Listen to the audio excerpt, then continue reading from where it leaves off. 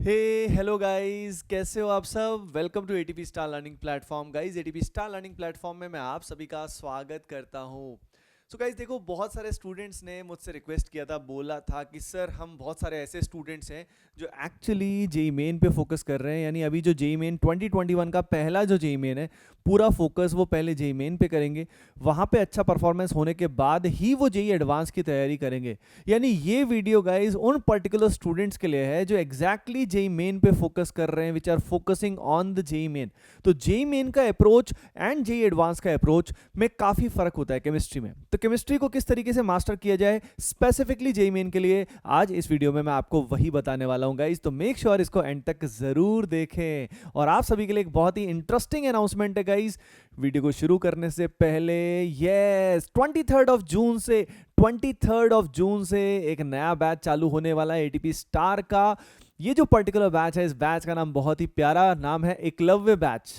Eklavya batch शुरू हो रहा है और ये एकलव्य बैच जो है गाइज, हाँ, 23rd June से स्टार्ट हो रहा है। ये जेई मेन 2021 के लिए एक्सक्लूसिव है। जो जनवरी में होने वाला है उसके लिए बैच एक्सक्लूसिव है, ठीक है। और जो भी स्टूडेंट लाइक जेई मेन के लिए फोकस कर रहा है उसके लिए ड्रीम बैच है, ठीक है, जिसके अंदर प्रॉपर जेई मेन के हिसाब से उसी लेवल की तैयारी की जाएगी। एग्जैक्टली उसी लेवल का मटेरियल मिलेगा, उसी लेवल के lectures, everything will be exactly relevant to JEE Main 2021, ठीक है। तो जो भी स्टूडेंट इस बैच में एडमिशन के लिए इंटरेस्टेड है उसको एक एक्सक्लूसिव डिस्काउंट कोड मिल सकता है। लेकिन उसके लिए क्या करना पड़ेगा गाइज, यस, नीचे एक गूगल फॉर्म दिया हुआ है, वीडियो के डिस्क्रिप्शन में नीचे क्या दिया हुआ है, गूगल फॉर्म दिया हुआ है डियर स्टूडेंट्स। मेक श्योर आप उस गूगल फॉर्म को जरूर फिल करें अगर आप उस बैच में एडमिशन लेना चाहते हैं तो। ओके गाइज, ज्वाइन करना चाहते हैं तो ओके। तो चलिए अब अपन बात करते हैं भाई केमिस्ट्री के को मास्टर कैसे किया जाएगा। तो देखो यार, हमारे पास क्लियर सी बात है, हमारे पास कितने क्वेश्चंस हैं बोलो। ओवरऑल हमारे पास है, यस, वी हैव 25 क्वेश्चंस। 25 में इन जनरल अगर हम बात करें तो भाई यहाँ पे क्वेश्चंस हमारे पास कितने होंगे, 8 क्वेश्चन यहाँ आएंगे, 8 क्वेश्चन यहाँ आएंगे, 8 या 9, मतलब किसी एक में एक ज़्यादा भी आ जाएगा। नॉर्मली 1/3 ही वेटेज रहता है। नाउ द पॉइंट इज, सबसे पहले मैं बात करूंगा इनऑर्गेनिक केमिस्ट्री के लिए। तो देखो, जहां तक जेई मेन की बात है, जेई मेन के लिए अगर बात करें तो इनऑर्गेनिक केमिस्ट्री में एनसीईआरटी बेहद इंपॉर्टेंट है। यानी एनसीईआरटी से लाइन टू लाइन क्वेश्चंस आ जाते हैं, लाइन टू लाइन क्वेश्चन आ जाते हैं, समझ रहे हो ना। जैसे एस ब्लॉक है, पी ब्लॉक है।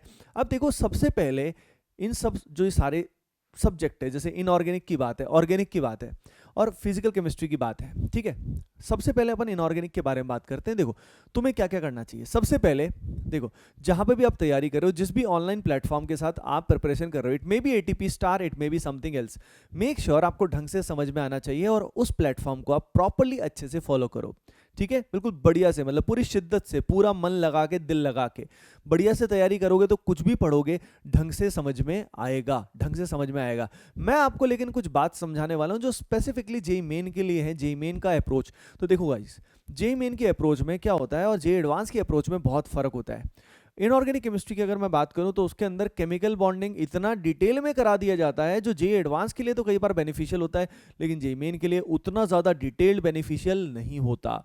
उसके अलावा बहुत सारी ऐसी रिएक्शन कराई जाती हैं जो जेई एडवांस में होती हैं, जेई एडवांस में आ सकती हैं, लेकिन जेई मेन में जो रिएक्शंस आती हैं वो वही रिएक्शंस आती हैं जो एनसीईआरटी में लाइन टू लाइन गिवन है। Got it everyone. तो बहुत फर्क होता है। यानी इनऑर्गेनिक केमिस्ट्री में जेई मेन की तैयारी में बहुत बड़ा रोल किसका है, एनसीईआरटी को लाइन टू लाइन कवर करने का है। लेकिन एनसीईआरटी पहले नहीं करनी होती, पहले कंसेप्ट समझने होते हैं, ठीक है, कंसेप्ट समझने होते हैं। इसलिए मैं आपको इस पर्टिकुलर बैच के बारे में बोल रहा हूं, एकलव्य बैच के बारे में। वहां पे आपको उतना ही कराया जाएगा जितना जेई मेन के लिए आपके लिए परफेक्ट होगा, ताकि अननेसेसरी आपका समय वेस्ट ना हो। ओके गाइज, तो पॉइंट इज दैट एनसीईआरटी, जैसे मैंने बोला, लेकिन एनसीईआरटी बाद में करना होता है। सबसे इंपॉर्टेंट होते हैं क्लास नोट्स। क्लास नोट्स सबसे इंपॉर्टेंट है, क्लास में कराया जाएगा आपको, ठीक है। जैसे क्लास में पढ़ाया गया पीरियोडिक टेबल, पीरियोडिक प्रॉपर्टीज। उसके अलावा जैसे फॉर एग्जांपल आपको केमिकल बॉन्डिंग कराया गया, हाइब्रिडाइजेशन कराया गया, शेप कराया गया, ये सारी चीज़ें आपको कराई गई। तो ये सब आपको टिप्स पे होनी चाहिए, है ना। अगली चीज़ तुम्हें पता होना चाहिए कि भाई यहाँ पे क्लास नोट्स जो बनाओगे वो सबसे इंपॉर्टेंट है। उसके अलावा प्रीवियस ईयर क्वेश्चंस का एनालिसिस अगर हम देखें, ये सभी में होता है, तो उससे तुम्हें अंदाजा लग जाएगा कि किस चैप्टर से कितने कितने क्वेश्चन आते हैं और किस टाइप के आते हैं। जेईई मेन में लगभग फिक्स होता है, इनऑर्गेनिक केमिस्ट्री में तो खासकर, एंड फिजिकल केमिस्ट्री में, कि किस टाइप के क्वेश्चन आएंगे, खासकर इनऑर्गेनिक में काफी फिक्स होता है।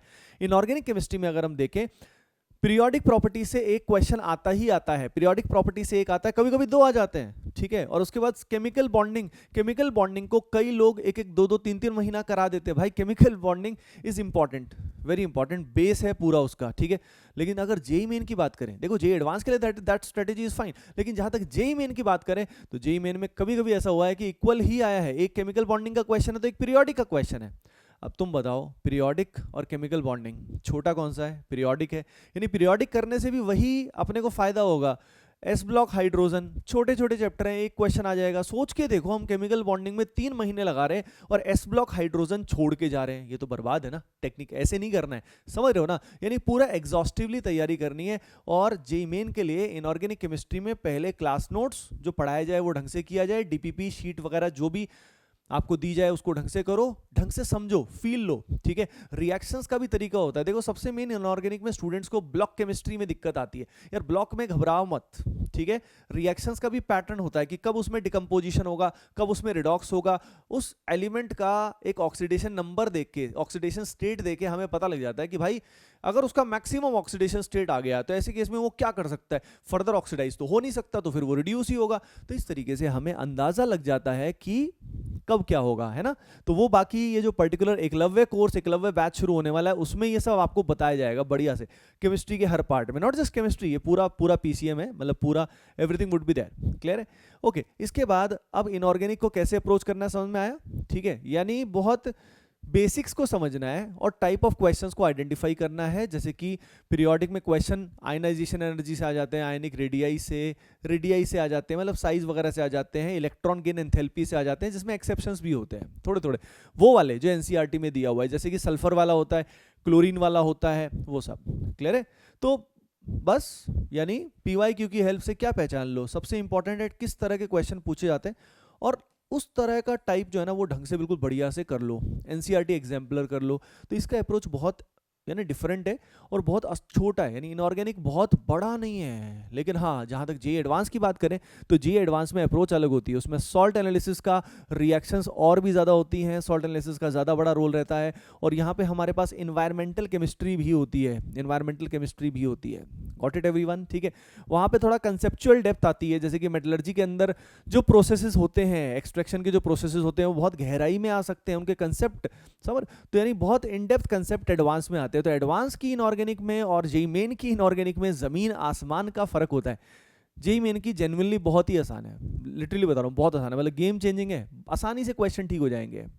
Now here comes the organic chemistry. देखो अगर ऑर्गेनिक केमिस्ट्री की बात करते हैं तो ऑर्गेनिक केमिस्ट्री में जो क्वेश्चन आते हैं, ठीक है, जैसे कि सबसे पहले वाला बेसिक वाला पार्ट है, एक या दो क्वेश्चन उस बेसिक वाले पार्ट से आते हैं, लगभग 2 क्वेश्चन मान लो, यानी जीओसी, आईयूपीएसी, आइसोमेरिज्म, इन सब से 1 या 2 क्वेश्चन आते हैं, ठीक है। उसके बाद जो चैप्टर्स हैं ध्यान से देखना, अब यहाँ पे ऑर्गेनिक में भी बाकी जो क्वेश्चंस हैं लगभग मान लो 5 क्वेश्चन जो है ना हमारे, वो किससे आते हैं? वो आते हैं रिएक्शन वाले पार्ट से। अब रिएक्शन वाले पार्ट में फर्क ये आ गया, पहले जेईई मेन का जो लेवल था, यानी पहले एआईईई भी था और जेईई मेन का जो लेवल पहले था, जब क्वेश्चन ज़्यादा होते थे तो ऐसे केस में क्या होता था, कई ऐसे केस में ढंग से समझना एक एक बात को जो मैं बता रहा हूँ, ठीक है, कि रिएक्शन ना मतलब एक पर्टिकुलर चैप्टर से भी क्वेश्चन आ जाता था कि हाइड्रोकार्बन का एक्सक्लूसिव क्वेश्चन आ गया, कुछ रोव रिएक्शन आ गई, या कोई पर्टिकुलर ओजोनोलाइसिस आ गया। अब नॉर्मली ऐसा होता नहीं है, ठीक है। अब क्या करते हैं, अब मल्टीपल कंसेप्ट के क्वेश्चन आने लग गए, क्योंकि पता है क्वेश्चन इतने कम है, चैप्टर ज़्यादा है, क्वेश्चन कम है, चैप्टर ज़्यादा है, तो उनके पास कोई रास्ता नहीं बचा except by mixing the questions को मिक्स करके वो मल्टीपल चैप्टर कवर करते हैं। तो यानी जैसे जेईई एडवांस में होता है उस तरह का पैटर्न थोड़ा थोड़ा ऑर्गेनिक में आने लग गया है। यानी ऑर्गेनिक केमिस्ट्री में जेईई मेन और एडवांस में बहुत ज़्यादा फर्क तो नहीं है। एडवांस में क्वेश्चन और ज़्यादा कंसेप्चुअल होते हैं और अच्छे क्वेश्चन आ जाते हैं, लेवल इंक्रीज हो जाता है, टाइप इंक्रीज हो जाता है। लेकिन ऑर्गेनिक इज सिमिलर, है ना। फर्क आता है केम इन एवरीडे लाइफ में, और उसके अलावा हमारा जो डीएनए आरएनए वो वाला पार्ट है, तो उस सब पार्ट से एक क्वेश्चन आ जाता है। जो biomolecules, chemistry in everyday life, वो सब काफ़ी डिटेल में होता है, लेकिन ये प्रॉपरली हम एनसीईआरटी से कर सकते हैं, प्रॉपरली बायोमोलिक्यूल, पॉलीमर, ये सारा पार्ट, ठीक है। इसमें रिएक्शंस भी आ जाता है और पीओसी वाला पार्ट भी आ जाता है। एक क्वेश्चन पीओसी वाले पार्ट से नॉर्मली आता है।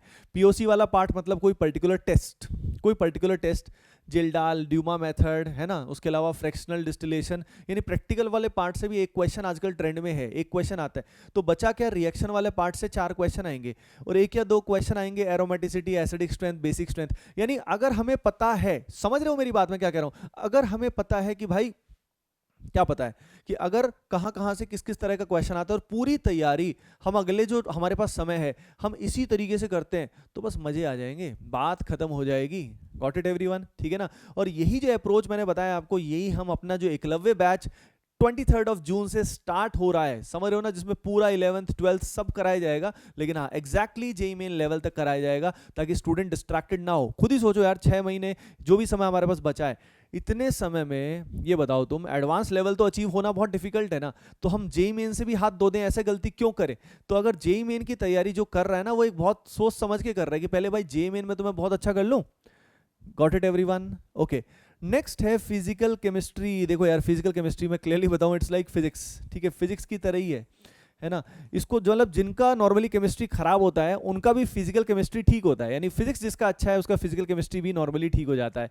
अब फिजिकल केमिस्ट्री में जो क्वेश्चंस आते हैं वो अप्रोच में हल्का सा एडवांस में डिफरेंस होता है। डिफरेंस क्या होता है कि जैसे ये एडवांस में आयनिक इक्विलिब्रियम के बहुत अच्छे अच्छे क्वेश्चन आते हैं, यानी इक्विलिब्रियम में वहाँ आयनिक के मतलब फाड़ू वाले क्वेश्चन आते हैं। लेकिन जहाँ तक जेईई मेन की बात करें तो जेईई मेन में केमिकल इक्विलिब्रियम ज़्यादा इंपॉर्टेंट है, आयनिक रिलेटिवली लेस है ना। और मतलब समझ रहे हो ना, कंसेप्ट उसमें बहुत डेप्थ में आ जाते हैं। जैसे फॉर एग्जांपल अगर हम एटॉमिक स्ट्रक्चर की बात करें तो एटॉमिक स्ट्रक्चर में वहाँ पे क्वेश्चन जो है ना, श्रोडिंगर वेव इक्वेशन और उसके एप्लीकेशन से भी काफ़ी क्वेश्चन आ जाते हैं, काफ़ी क्या मतलब क्वेश्चन आ जाते हैं। उसके अलावा रियल गैस पे बहुत गहरे क्वेश्चन जेईई एडवांस में आ जाते हैं। लेकिन यहाँ पे समझ रहे हो सभी, जेईई मेन में मतलब अगेन एनसीईआरटी तो करना ही करना है, लेकिन मतलब इसमें बहुत टफ तो नहीं होंगे, लेकिन with in the syllabus her chapter से अपने को एक एक क्वेश्चन ऑलमोस्ट आएगा। सबसे तो आ नहीं सकता, आप जानते हो, सबसे नहीं आ सकता है, ठीक है।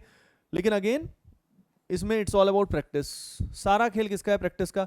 अगर प्रैक्टिस हम बहुत अच्छे से करते हैं, यानी इतने सारे प्रीवियस ईयर क्वेश्चंस हमारे पास यार, इतने सारे प्रीवियस ईयर क्वेश्चंस है हमारे पास, एनटीए अभ्यास, समझ रहे हो सभी, उसमें भी क्वेश्चंस आ गए, तो क्वेश्चन बैंक इतना हो गया, हमें कुछ और करने की रिक्वायरमेंट नहीं है, कुछ और करने की जरूरत ही नहीं है, ऑलरेडी इतने सारे पेपर्स हो गए। पहले क्या होता था, पेपर्स ही कम होते थे।